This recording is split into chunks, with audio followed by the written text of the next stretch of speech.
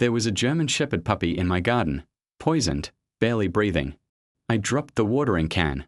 It hit the ground with a dull thud, water splashing across the grass, but I was already running. The puppy lay half-curled beneath the rose bush, foam drying at the corners of his mouth, his eyes glassy with terror. His chest moved, but only just. He looked no older than 6 months. Rich black and tan coat, big paws too large for his body. Someone had left him here. Someone had tried to kill him. The Texas sun was already high, casting a warm golden light over everything. Just an hour ago, it was a peaceful Saturday morning in my backyard in Austin. I'd made coffee. I'd pulled weeds. I'd trimmed the lavender. Normal, quiet, safe. And now this. I knelt down, heart pounding. Hey, buddy. Stay with me, please. His body twitched, barely a reaction, but enough. He was alive. I scooped him up in my arms. He was heavier than he looked, all bone and fear and silence. His head lolled against my chest. I could feel the sticky wetness on his mouth, the fast thrum of his heart. I didn't know what kind of poison it was. I didn't care. I needed help. I ran back inside, one arm gripping the trembling German Shepherd puppy, the other fumbling for my phone. Yes, emergency, I gasped to the vet receptionist. Puppy poisoned, found in my yard. I didn't ask myself why. Not yet. That would come later. For now, I threw a towel on the passenger seat and drove like the world was ending. The puppy didn't make a sound. No whimper, no growl, no bark, just breathing, shallow and wet, and eyes that barely blinked. We hit every red light. My knuckles were white on the steering wheel. "Don't you quit on me," I whispered. "You hear me?" I parked crooked outside the emergency clinic and burst through the doors like a madman. A tech rushed forward. "Poisoned." I nodded. They took him without another word, and I was left in the fluorescent silence of the waiting room, hands shaking, shirt stained, heart racing. Why would someone do this to a German Shepherd puppy? Why my garden? Why today? They said he had an hour, maybe less. The vet's voice was calm. Too calm. Like she'd delivered this sentence 100 times before. "It looks like rodenticide," she said. "Probably ingested overnight. Internal bleeding, but he's young, strong. We'll do everything we can." I sat there numb, staring through the glass window into the treatment room. They'd hooked the German Shepherd puppy to an 4, a tiny oxygen mask over his muzzle. His body looked so small under all that equipment. So still, if it weren't for the soft rise and fall of his chest, I would have sworn he was already gone. I didn't know his name. I didn't know where he came from, but something about him. I couldn't look away. Maybe it was the way he hadn't whimpered once, or the way his eyes had locked onto mine, even through all that pain. He'd chosen my garden to collapse in. Why? I called the animal shelter hotline and reported a found puppy, possibly poisoned. The woman on the other end asked if I wanted to surrender him if he survived. I told her no before I even knew I meant it. I couldn't just let go. Not now. The vet came back out. He's stable for now. We flushed what we could. Time will tell. I nodded, unsure whether to hope or prepare for the worst. When I was a kid, we had a German Shepherd named Max. He was the kind of dog who slept by my bed every night and followed me like a shadow. Losing him broke me in a way I never really talked about. Since then, I hadn't let another dog in. Not really. And after my wife passed 4 years ago, the silence in the house only grew thicker.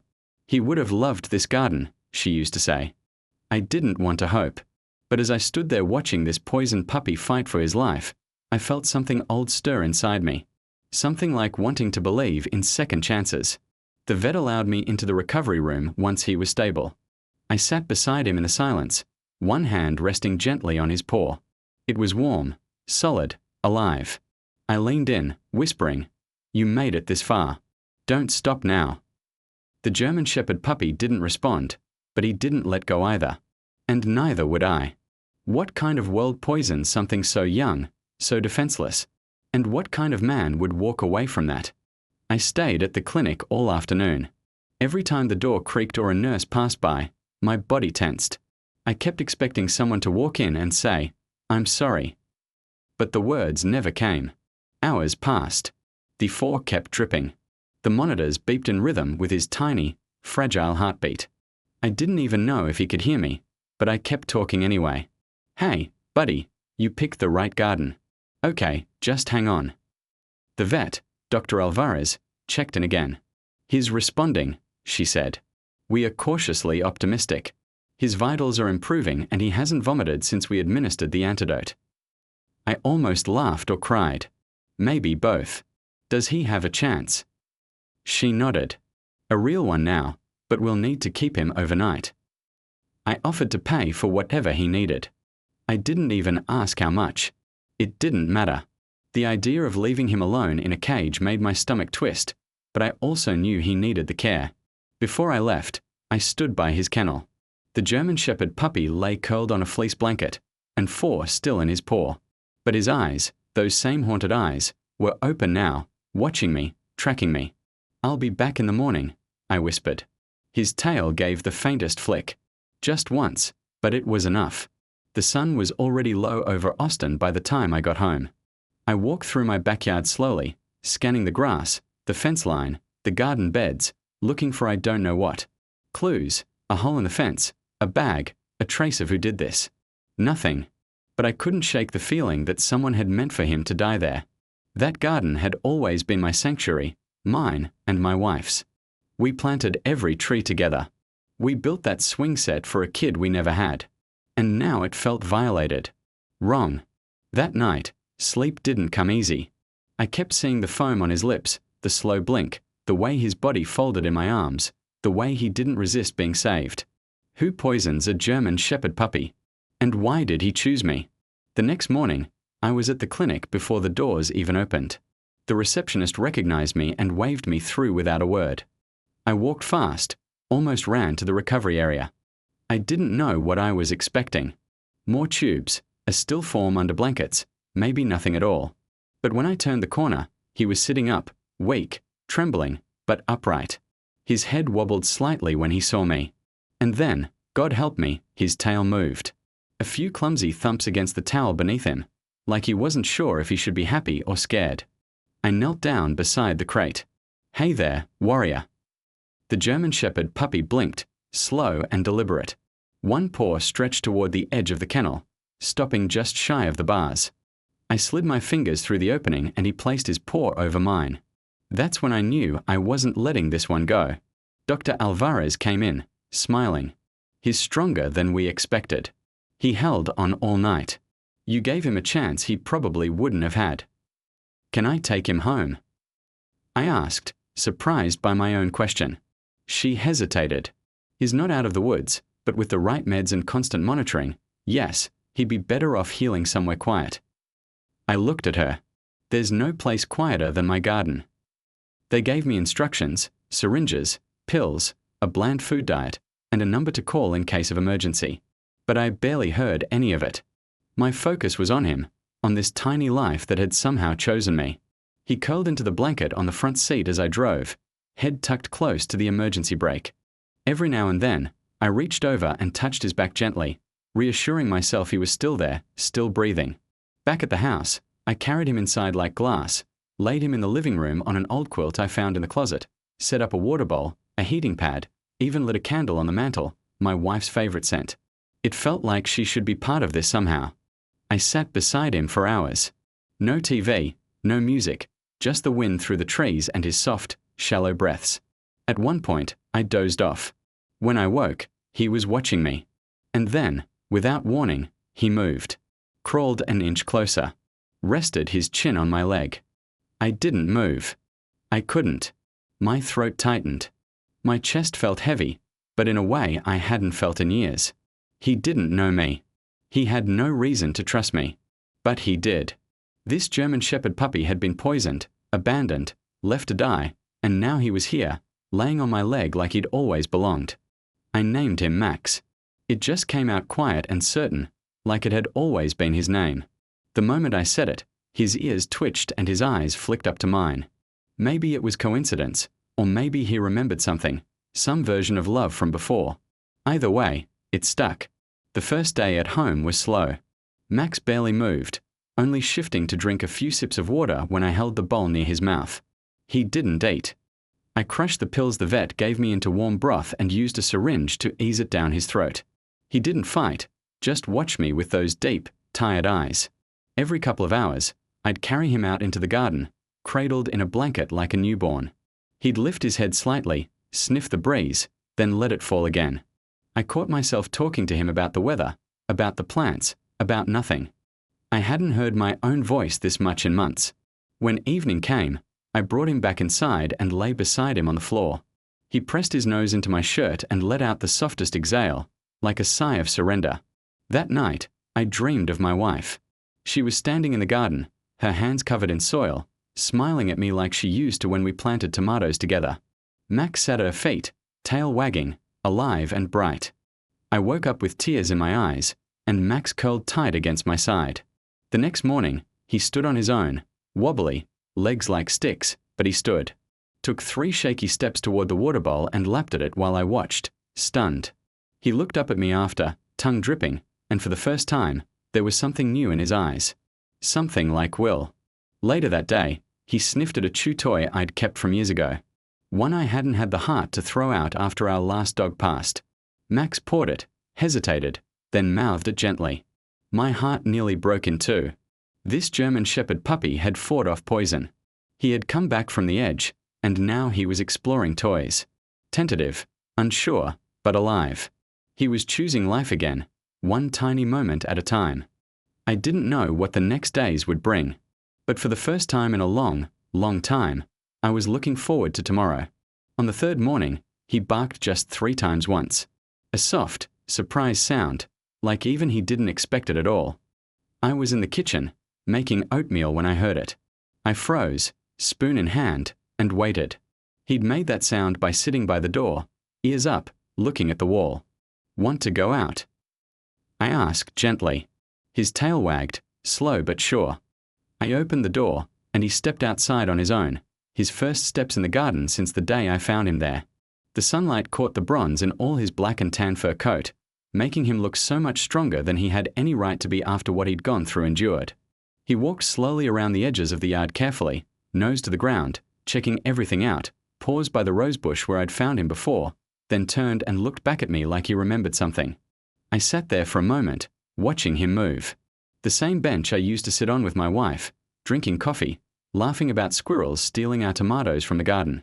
Max came by, sat beside me and rested his head there too. She'd loved this garden, her legs curled up as she'd laugh, and I'd laugh too. Max stopped for a moment, like he paused to understand time itself. Then he limped over slowly, and rested his head resting on my knee. And just like that, the garden didn't feel broken anymore. The rest of his day was slow but better than before. He ate a bit more with less coaxing. Took his meds without much fuss at all. He started following me around from room to room, his tail always wagging just a bit to make sure I wouldn't disappear on him. I caught myself smiling at him without even realizing it sometimes. That evening later, I laid out a soft blanket on the patio so we could sit outside together again. The warm breeze was gentle, inviting. The grass still hummed softly with life cicadas. He curled up beside Max, his head resting near my foot, his eyes half closed now. He'd been through so much just a few days ago. Max was learning how to rest now, how to trust, to be just be. But one evening later that evening, Max didn't want to eat anything. He'd sniff his bowl, take one quick lick, then he'd back away slowly. His tail was low, his eyes seemed restless now. Something in all his body language had changed. Less like he was in pain now, and more like he was awake, alert now. His sharp eyes kept glancing over toward that far fence line again. At first, I just thought it was just some noise, a squirrel maybe, or maybe just a passing car or something. But then I started to notice it to myself, too. Something felt off wrong. Max seemed to stood by that patio door, watching something intently. I stepped outside to look around, scanning the whole backyard carefully, looking for anything odd. But I saw absolutely nothing unusual out there at all. I sat back down on that bench, trying hard to stay relaxed, pretending. But Max just stayed right by my side, his ears still twitching at every small rustle in the wind. Then the breeze shifted again, and Max suddenly stood bolt upright. Not barking yet or growling yet, but standing tall, facing that Max, frozen stiffly in place. You see something out there? I asked him quietly. He didn't even move an inch. A cold chill slowly crawled up my spine. I walked slowly to the edge of that yard to check the far fence again, looking at my lock on that back gate closely. It was still latched tight securely. The fence itself still looked fine to me. No broken boards anywhere, no gaps underneath it either. But Max just wouldn't take his sharp eyes off away from that dark corner over there. That same night, I double-checked every single door and every single window every night. Max stayed curled up right at the foot of my bed that night, something he hadn't ever done before until now. He'd glance down to rub his ears sometimes, but he never really relaxed fully. His sharp head kept glancing up at the door, down the hallway, or at the window nearby every few minutes. Something deep inside him just stayed wide awake all night. Around 3 a.m., I suddenly woke up to hearing the faint sound of nails softly tapping claws on the hardwood floor nearby. Max was already up and moving so quietly around. Then I heard a deep growl, soft but serious, very, very serious. He'd stood by that gate heat of the door, that bedroom door, his whole body tense, staring straight down that dark hallway at something. "Max," he whispered. I whispered softly to him. He turned back to me for just half a second quick glance, then another low growl came out again. I grabbed my flashlight quick from his hand quickly from my drawer and moved slowly, crept down that hallway slowly, my heart hammering, pounding loud in my chest. He stayed close right by Max, stayed by my side, not charging forward ahead but never backing off away either. Max stayed right there beside Max by my side every step. They'd checked the boards, no gaps there either, nothing at all wrong. The house was silent, no broken windows anywhere, no clear signs of any break-in attempt, just nothing. And yet, the air just felt so wrong, heavy, like something had just barely slipped away from us, like we'd just missed it by mere seconds or so. Back in my bed again that night, he wouldn't lie down at all. Max stayed sitting still like a statue still, staring at that doorway until morning light came. The very next morning after that, I found some muddy footprints by the fence line outside. Not paw prints from paws, but from boots, actual boots, just only 2 of them, but fresh, very fresh ones. Right exactly where Max had been staring at all last night, long time ago. They'd them. My stomach sank drop hard when he saw those at them there first. I stood right there for a good long minute while, the warm sunlight shining warm on my bare skin, the cheerful birds chirping like nothing had gone wrong at all happened. But those boot prints didn't never lie. They were real there. Max walked right up beside me too, head low down, eyes wide alert. He sniffed the ground just once quickly, then his sharp eyes locked up at me like he of saying said, "See, I told you so, I told you." I called that non-emergency police line right away that morning. They sent a patrol cruiser by out to check there soon, took some photos quick, and asked a few basic questions about it all. "Could be just a trespasser maybe," he said quietly, softly. "Maybe just someone casing out your property or something. Doesn't look like any break-in attempt yet, but I'd keep those lights on at night." That officer, he said to the man. "Lock everything tied up good every night." Max stayed real close. Max stayed by me the whole time that Max was while they happened. When that officer leaned over in to try Max a bit, he didn't even growl at all at Max, but Max didn't wag that his tail wagging either, none. He just stared straight ahead, eyes watchful, just waiting there patiently. After they all left, I sat back down on that porch with Max sitting right beside me now, Max beside me, staring out at that far fence again. "You were poisoned, Max," I said suddenly out loud aloud. "Then you'd show up right in my own garden back here, and now someone's coming back again now." They had no clue who anyone had no idea who they were messing with now really were. He'd been bitten, I thought hard to myself recall, what he'd never said back then before. What if Max hadn't just wandered here by some accident at all? I wondered now. I remembered what that vet she'd said back in passing back then before, something I didn't really want to believe back at the time then. She'd probably could have been used as bait maybe, she'd said softly, murmured low. Like sometimes people poison a young pup to test response time or quiet to keep other dogs quiet down in for illegal dog rings or stuff. At that time back then, I'd shut that whole thought down quick fast, but now I wasn't so quite sure anymore now. I sat right down at my dusty old desktop and started searching local online forums hard. Lost dogs posts, poison case reports, backyard break-in stories. It was mostly just noise clutter, but one single post from some shelter volunteer over in East Austin really caught my sharp eye. If anyone sees a young black and tan German Shepherd puppy limping around or appearing poisoned bad, please contact us quick, they wrote it said. He went missing from our intake center just last week ago under real suspicious circumstances shady. I called that number right away fast. A kind woman named Erica picked up answered quick. As I started describing Max to her, she got real quiet all sudden, then said softly, I think that's him. But we didn't just lose him at all. He was stolen. My blood turned ice cold hearing her words. This little German Shepherd puppy hadn't been just abandoned at all. He'd escaped somehow. And now someone out there wanted him back bad. I didn't get sleep at all that whole night after. Every little creak in that house sounded way louder than before ever. Every gust of wind hitting that window made my heart race pound faster hard. Max lay right by that door again all night, not moving an inch, but his sharp ears flicked at every tiny sound around. He stayed on high alert, and that alone told me plenty enough. In the early morning next, I met up with Erica at that shelter place. She came right outside as I pulled up there, and the second Max stepped out that truck, her hand shot flew up to her mouth quick. Oh my God, it's really him, she gasped out loud. He hesitated a second moment, then walked slowly over to her, head tilted a bit curious. She knelt down low, tears filling her eyes up, and touched his soft face so gently careful. You made it out alive, you brave, beautiful boy you, she whispered soft. I watched it all, trying hard to process everything at all in my head. She told me his first name was originally Tank back then. He'd been rescued from some suspected dogfighting breeder guy just 2 weeks ago before, along with 6 other poor others. All of them were beat up, traumatized, underweight bad, barely social at all socialized. A few days later after, that shelter got broken into one night late. Max Tank was just gone missing. No busted locks broken, no smashed up windows either. Someone had known that system inside out good. It was an inside job, probably inside. People like that don't just forget easy, she said real softly quiet. If he was poisoned bad and left at your place there, that wasn't no mistake at all.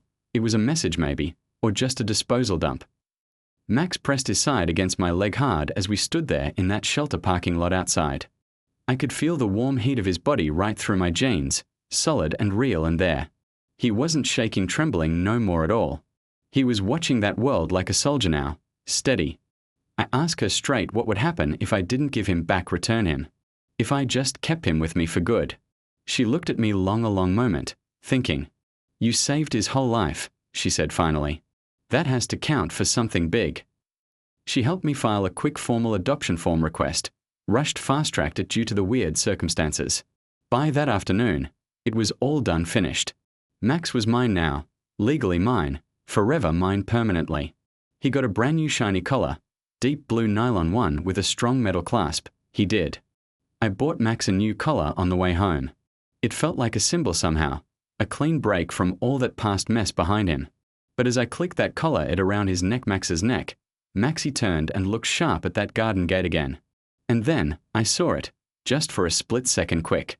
A shadow flicked moving fast just beyond that fence line there.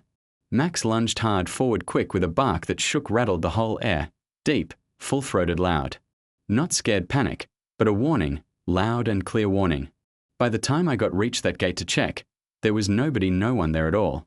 Just the soft, gentle sway of those trees moving. But those boot prints were back fresh again. Same boots, new fresh ones. Someone had come back again. They weren't just watching no more now. They were waiting for something. I didn't know what. But this little German Shepherd puppy had survived deadly poison, cruel abandonment, and deep betrayal before. Whoever they were out there, they had no damn clue who they were messing with now, really were coming for now. It all went down just after midnight that night. The house was pitch dark, quiet, and still so still. I was half sleeping asleep on the couch there, TV humming real soft low in the background when Max's deep growl jolted me straight upright awake. It wasn't like before earlier. This wasn't soft low or unsure hesitant. It was deep, steady, locked dead on serious. A sound that screamed said, "He's here now." Max stood stiff rigid by that front door. Max stood by the front door, every single muscle in his body pointing straight forward, tense. I followed his sharp gaze through that side window quick, and I saw it clear. A man in my yard out there, moving low, sneaky slow, like he thought nobody was watching him at all. He was dressed in dark clothes, wearing gloves, with a black duffel bag, slung over his one shoulder tight. My hands turned, went ice cold, cold fast.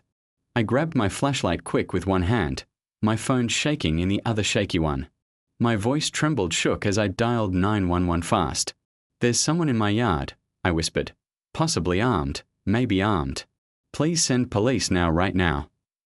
I turned off all the inside lights quick and crept slow to the back of my house quiet. Max stayed right beside me, Max, step for step, silent now, silent. His tail wasn't wagging no more. His body was tight, tense like a coiled spring ready. He didn't bark yet this time. He just waited, watching. The guy man tried that side gate first.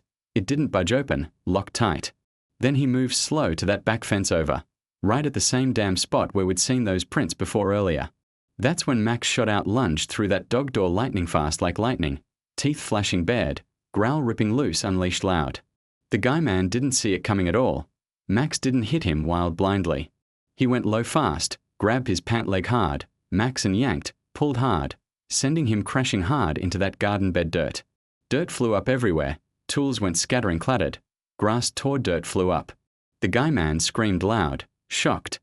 I burst out through that door right behind Max, flashlight beam blazing high and blinding bright. "Max, get the hell out of here!" I yelled, shouted loud. "The cops, police are already coming on their way." Max didn't let go of that leg until I called him back off twice, sharp twice. His breathing came heavy, hard, eyes glowing, blazing, Max's eyes, but Max stayed. He listened.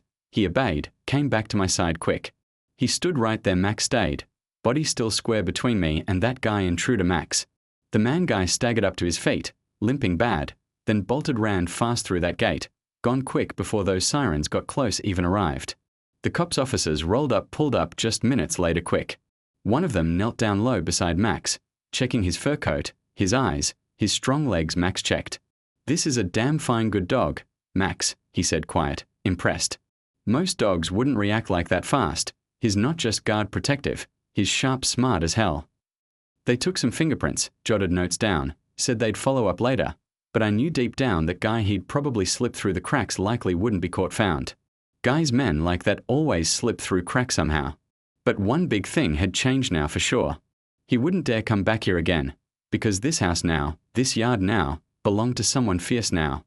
Someone who'd fought through deadly poison, raw fear, and whatever dark horrors came before that. This little German shepherd puppy had protected me now. And right in that moment there, I realized the real truth hit me hard. I hadn't rescued him at all. Maxie had come here to rescue me instead. The very next morning after, that garden felt different somehow. The air still glowed golden with that sunrise light, and the quiet silence finally felt calm, peaceful again at last. Max sat right beside me on that porch, proud, chest out, proud, eyes steady, calm now. No more tightness, tension in his shoulders now. No more scanning that fence line, nervous. Just the soft, gentle rise and fall of his steady breath and the warm weight of his head resting light gently against my leg close. I looked out over that yard again. The same damn yard where I'd found him dying days ago. The same yard he'd now claimed, defended like it was his own forever now. That garden had been my quiet hideout place before, a place to just hide away. But now it felt like something new else entirely. It felt alive again. Max followed me back inside, quiet, without a word needed. I fixed his breakfast bowl up quick, and he actually wagged his tail happy when he saw it come. He ate good, not just a few small bites this time. He finished that whole damn bowl all, then looked up at me like saying, "See, I told you I'd make it through, didn't I?" I ran my hand slow over his strong back, feeling all that power, strength under his thick fur now. "You did, buddy," I said soft. "You really did make it." Later that same day, we went back to that vet for a final checkup visit. Dr. Alvarez was flat out stunned, amazed when she saw him. "He's gained good weight already," she said, smiling. "His vitals are damn perfect now. Honestly, I didn't think we'd see this kind fast of a turnaround like this." She knelt down low and looked Max straight in his eyes deep. "You're a real fighter. Huh, a damn miracle dog," she said soft. Back home at the house again, I finally pulled out that old dusty collar I'd kept for years stashed away. The one from my wife's old dog we lost. The one we lost long before she passed away to herself. I held it tight in my hands, fingers brushing slow over that faded name plate still there. Then I set it back gently back in that drawer, quiet. Max didn't need to carry anyone else's past weight. He'd earned his own damn name fair and square now. That same evening later, I engraved his shiny new tag myself. Max, protected, loved, home at Red. We sat outside one last time that night before that sunset came, the garden glowing painted in warm amber and gold hues. He lay right beside me. Max lay on those patio stones, paws stretched out forward, relaxed, ears perked up a bit, but calm, relaxed now. This little German shepherd puppy had stumbled into my life right on the brink edge of death itself. Now he owned every inch of the ground he walked on, proud now. I leaned back slow in that chair, watching him quiet as that sun dipped low behind those trees, and I whispered soft, "Thank you for coming to my garden, Maximum." He didn't look back at me this time, just kept his steady eyes out on that horizon ahead, watching quiet, guarding our home strong. This little guy's whole journey from cruel abandonment to full rehabilitation shows just how damn important those non-profit rescue groups really are out there. Caring for a rescued puppy like Max is way more than just love alone. It's real responsibility, true pet care every day. Max didn't just survive poison. He overcame raw fear, deep betrayal, and the worst kind of human cruelty out there. And in return for all that, he gave me protection, fierce loyalty, and something I didn't even know I'd been missing all this time, purpose again. I thought I was the one saving him back then. But what I didn't know was that Maxie came here to save me instead too. Every single rescue out there is a real chance to rewrite a life story, not just theirs alone, but ours too right along with them. If this story moved you at all, please share it wide. Because the more people who see it out there, the more chances we give to the next Max out there waiting, watching, hoping, praying someone like you will care enough. Join our Brave Paws family today. Be their loud voice. Be their strong hope.